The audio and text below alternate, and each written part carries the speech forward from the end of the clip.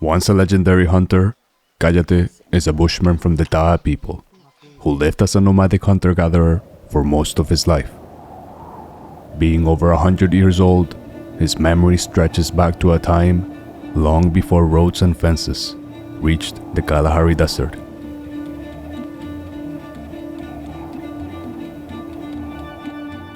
For hundreds of thousands of years, the lives of his people remained undisturbed and unchanging.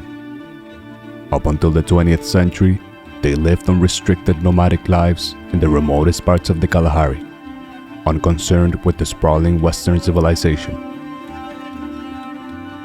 The images shown here were taken by the Marshalls, a family of expeditionists who ventured out into this remoteness during the 1950s. Like many before them, they did not have any anthropological training, but their aim was to record this culture before it disappeared forever.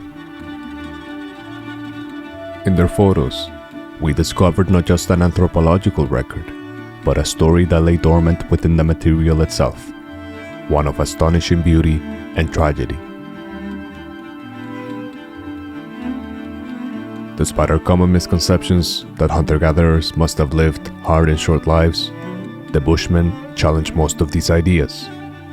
They prioritize friendliness and generosity above competitiveness and ego.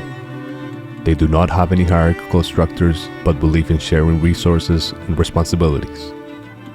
This attitude towards communal living allowed them relatively easy lives, working only about 15 hours per week while also leaving time for rituals and artistic expression.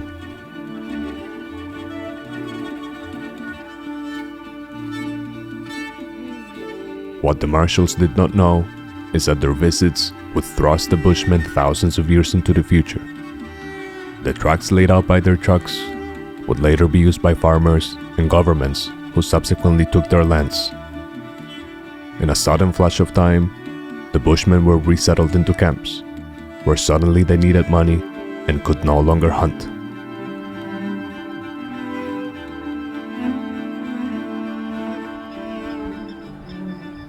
We are here near the border of Namibia and Botswana, one of the remotest parts of the Kalahari and where we find many of these resettlement camps today. It is also where Kayete lives. We came looking for him when we heard that he was one of the last remaining people to remember the olden days of how they used to steal food from lions and run down their prey until exhaustion.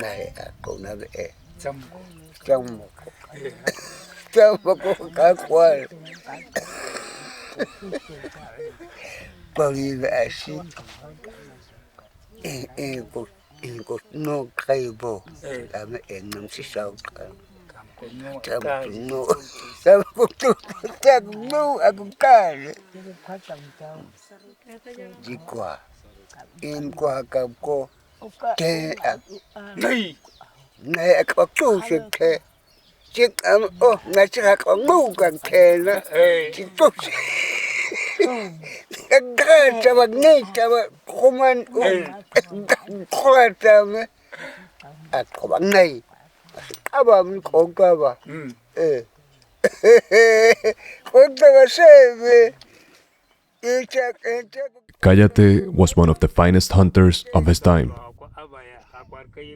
The tattoos covering his body are more than just decorations, but they helped ease his pain and healed his body after intense hunts.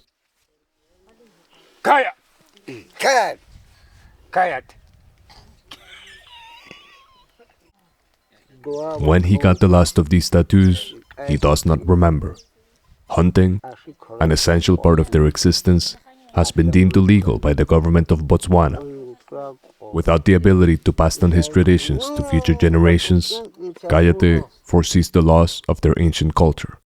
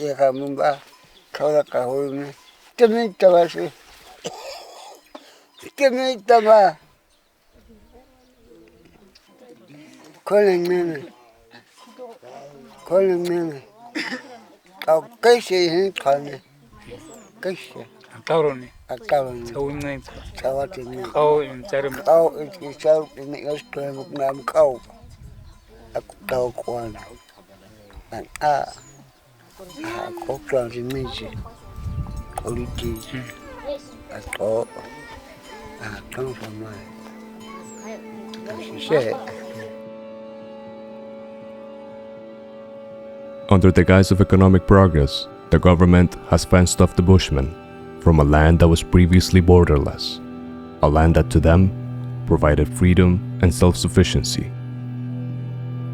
These fences separate Kayete and his people from the rest of the world out there.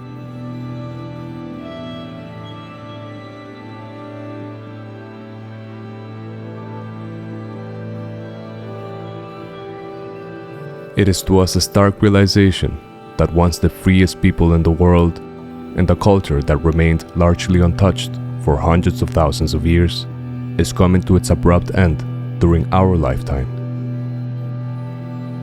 To us, they represent most things we as a civilization have renounced.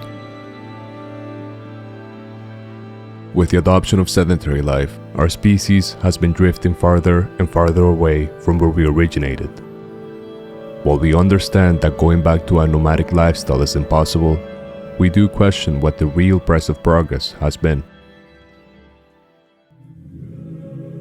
It was from here that we, as Homo sapiens, went on to populate the rest of the world on foot. From the farthest reaches of the African continent, they traveled the longest distance humans could possibly go.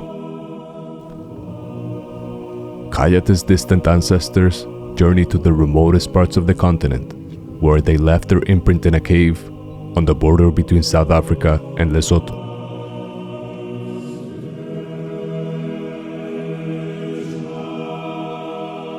While the Bushmen who roam these lands are long gone people, everything in this landscape remains unchanged. Even the animals they hunted, mostly eland.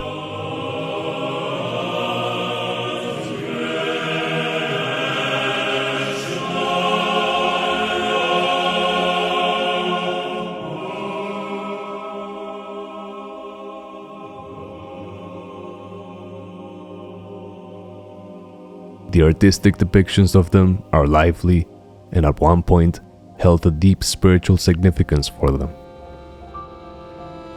They believed the animal contained a magical potency that could be tapped into by shamans.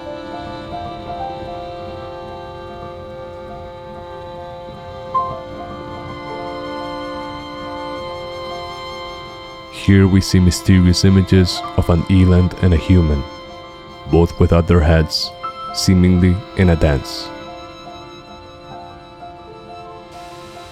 To this day, the cave remains sacred, and its location is not easily disclosed. It felt like entering a world that had been kept secret since they left all those hundreds of years ago.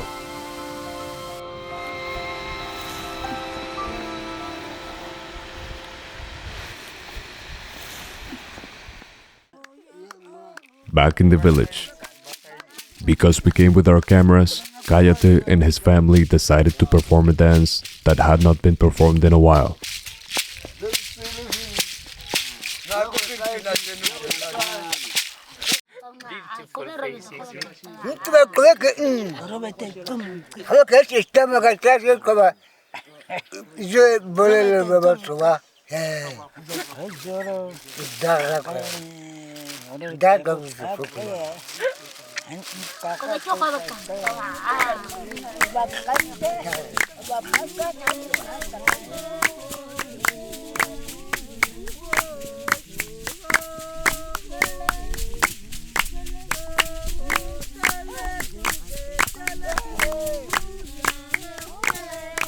The song is about Teletu, a lazy hunter who only looks after himself.